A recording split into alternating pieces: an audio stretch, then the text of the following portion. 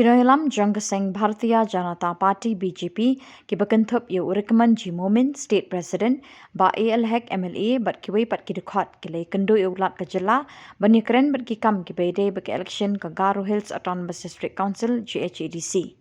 Kini kinohilam ke BJP ki la jingmut bat kerpat yu lat ka jala ban betha ban penlong ya ka dorbar ba kerpang jong ka GHADC ban ya tai bat ban penjanai ya ka an ka bayade tang bat ki riulum ki badon ki ST certificate ki la ban shimenta ha ka election Autonomous District Council. Ulat ulas ngode ya ka jing a jingmut bat ula kular ban pha ya ka sya ka kenhun jong ki start an ban pet benya.